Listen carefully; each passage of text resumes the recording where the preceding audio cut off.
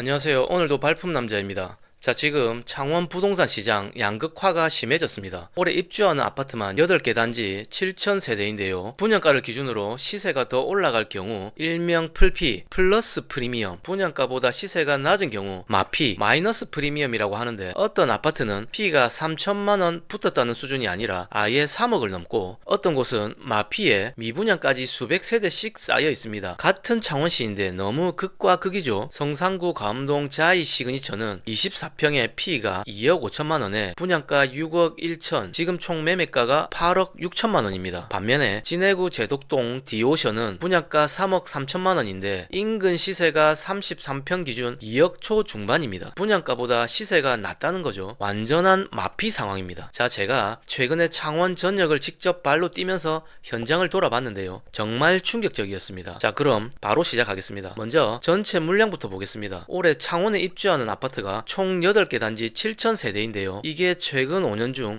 최대 물량입니다. 정말 엄청난 양입니다. 구별로 나누면 성산구가 3,500세대로 절반을 차지하고 의창구가 1,500세대, 나머지가 회원구, 하포구, 진해구 순입니다. 그런데 미분양 상황을 비교해보면 더 자세히 알 수 있는데, 같은 창원이라 해도 구별로 차이가 엄청납니다. 전체 미분양이 1370세대인데 이 중 80% 이상이 진해구와 의창구 북면에 몰려있고, 전체 미분양이 1370세대인데 이 중 80% 이상이 진해구와 의창구 북면에 몰려있고, 성산구는 미분양이 거의 없다는 거죠. 여기서 포인트는 미분양이 많다는 건 줍줍 분양 기회가 많다는 뜻입니다. 줍줍이란 일반 분양의 정당 계약 이후 남은 자녀 세대에 대한 신청 및 당첨을 의미하는데, 청약 통장 없이도 살 수 있는 겁니다. 작년 세종에 줍줍 물량이 몇 개 나와서 엄청난 관심을 받았습니다. 자, 여기서 중요한 부분은 시세 변동인데요.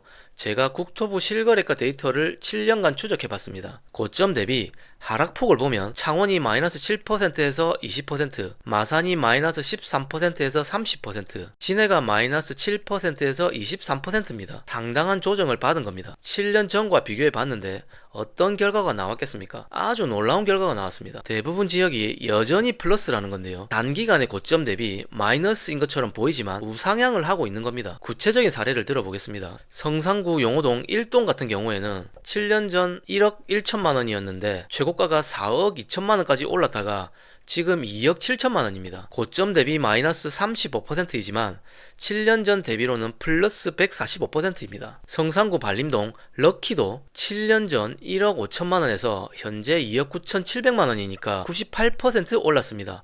물론 고점 대비로는 35% 떨어졌지만 7년 전보다는 올랐습니다. 반면에 마산 하포구 완월동 화인아파트는 7년 전이나 지금이나 7,100만원으로 똑같습니다. 변동이 없다는 겁니다. 이게 뭘 의미하냐면, 창원시장은 단기 조정은 받았지만 장기적인 상승분은 아직 방어하고 있다는 겁니다.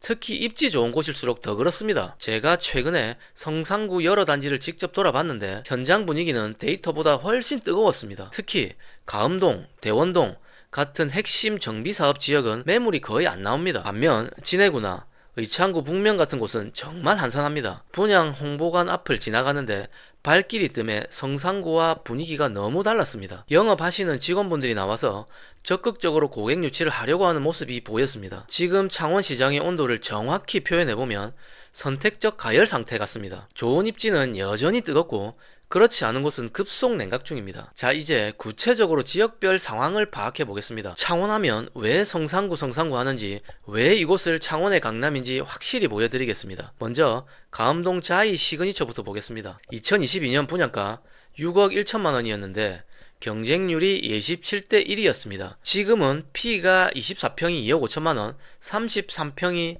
3억 1천만 원입니다. 총 매매가가 7억에서 8억 됩니다. 가암동은 초등학교, 중학교, 고등학교까지 가까이 있습니다. 또한 교통도 창원중앙역까지 10분 거리고 상권도 좋습니다. 그런데 더 중요한 건 향후 공급 계획입니다. 가암동 정비 사업이 거의 마무리되면서 앞으로 대형 단지가 나올 가능성이 거의 없습니다. 희소성이 더 높아진다는 뜻입니다. 대원동 힐스테이트 마크로에는 더 심합니다. 재건축 단지인데 분양가가 4억 8천에서 경쟁률이 105대 1이었습니다. 지금은 매물 자체가 거의 없습니다. 나오자마자 바로 거래가 됩니다. 25평에 P 2억, 33평에 P 3억 1천입니다. 제가 부동산에 물어보니 이 단지 조합원들이 아예 팔 생각을 안 한다고 합니다. 워낙 입지가 좋고 향후 개발 여력도 없어서 장기 보유할 생각이라는 겁니다. 내동 힐스는 9월 입주 예정인데 벌써 피가 붙었습니다. 대산공원 특례사업단지라 쾌적성이 정말 좋습니다. 분양가 5억에 경쟁률 19대 1이었는데 34평 기준으로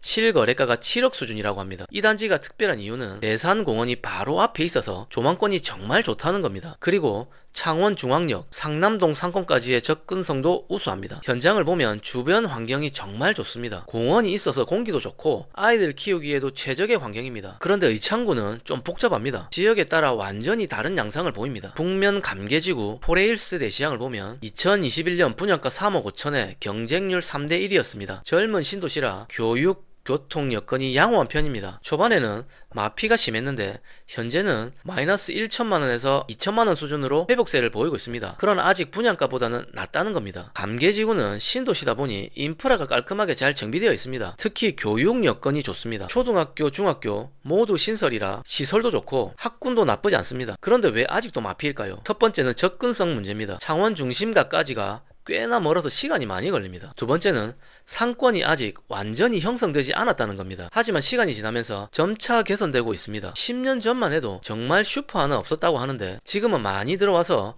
괜찮아지고 있는 상황입니다. 마산은 마산 안에서도 정말 극과 극인데요. 핵심 상권 인근은 괜찮은데 외곽은 힘든 상황입니다. 회원구에 양덕 롯데캐슬 하버팰리스는 재개발 단지의 분양가가 4억 7천, 경쟁률이 21대 1이었는데 지금도 풀피를 유지하고 있습니다. 26평에 피 5천, 34평에 피 2천, 43평에 피 4천만원이라고 합니다. 여기는 인근 상권이 정말 잘 되어 있습니다. 롯데마트, CGV, 각종 음식점들이 도보권에 있고 3번 국도 접근성도 좋습니다. 마산 지역에서는 거의 유일하게 풀피를 유지하는 단지입니다. 주변 환경이 정말 좋은데 마산만이 바로 앞에 있어서 조망도 좋고 산책로도 잘 조성되어 있습니다. 특히 젊은 가족들에게 인기가 높다고 합니다. 하지만 하포구 현동 남양 휴트는 완전 다른 공기인데요. 공공분양에 공공임대가 섞인 단지인데 공사 중단, 지연을 겪고 나서야 재개가 됐습니다. 분양가가 25평 기준 2억 1천만원인데 청약에서 미분양이 많이 나왔습니다. 왜일까요? 현지 시세가 33평 기준 2억대인데 분양가와 시세 차이가 거의 없어서 굳이 신규 분양을 할 이유가 없는 거죠. 오히려 기존 아파트를 사는 게 더 합리적인 선택이라는 의견이 많았습니다. 게다가 공공임대가 섞여 있어서 향후 자산 가치 상승에도 부정적인 영향을 줄 가능성 또한 배제할 수 없는 부분이었습니다. 여기서 한 가지 더 중요한 이야기를 해보겠습니다. 창원 상남동 얘기입니다. 이게 왜 중요하냐면 도시의 흥망성쇠가 부동산에 어떤 영향을 주는지 정확히 보여주는 사례입니다. 상남동은 1990년대부터 2000년대까지 창원의 대표 번화가였습니다. 한국의 라스베가스라는 말을 들을 정도로 술집, 포차, 노래방, 모텔 등 유흥업소가 한 건물에 밀집되어 있을 정도였습니다. 그 이유는 거대한 공업도시이자 경남도청 소재지인 창원에는 LG전자, GM대우 등 각종 방산업체와 철강업체, 연구소들이 밀집되어 있고 인근 마산, 김해, 장류, 진해 젊은 이들과 노동자들이 소비와 유흥을 위해 몰려들었습니다. 상남동 인근 성원아파트 7,000세대, 대동아파트 3,500세대까지 거주한 거대한 주거단지가 조성되면서 창원의 강남 위상을 갖게 됐습니다. 제가 기억하는 이 시대의 이야기는 정말 대단했습니다. 휴일, 평일 구분 없이 항상 정말 인산인해였고 주차할 곳을 찾기가 어려울 정도였습니다. 과거에는 공터에 상남시장이 있었는데 거기서부터 상업지 개발이 본격화되면서 건물들이 급속히 들어서면서 번성했던 겁니다. 그런데 지금은 어떨까요? 밤 11시에도 예전 같은 번화가 분위기가 사라졌다고 합니다. 제가 최근에 상남동을 직접 걸어봤는데요. 정말 적막했습니다. 예전에 북적거렸던 거리가 한산하고 건물 위층부터 심지어 1층까지 공실이 눈에 띄게 많이 보였습니다. 산업 쇠퇴와 인구 유출로 상권이 약해진 겁니다. 젊은 층은 서울, 경기도 등 대도시로 이동했고 창원 자체의 일자리도 예전만큼 매력적이지 않게 되어버린 거죠. 특히 코로나 이후에 부어라 마셔라 문화가 약해지면서 1차로 끝나는 모임이 늘어나고 장시간 음주 회식이 거의 사라졌죠. 젊은 세대는 소박하고 실속 있는 문화를 선호하면서 절약 지향적으로 변했습니다. 지금은 외국인 노동자들이 일부 소비를 주도하고 30대 중반 이상 연령대는 잘 찾지 않아 주 고객층이 10대에서 20대 정도입니다. 결정적으로 스타벅스 매장마저 매출 악화로 철수하면서 스타벅스도 못 버틴 지역이라는 상징적 의미가 생긴 겁니다. 스타벅스가 철수한다는 건 정말 심각한 신호입니다. 스타벅스는 웬만해서는 철수를 안 하거든요. 이런 상황이 부동산에도 그대로 반영됐습니다. 성원 아파트의 경우를 보면 7년 전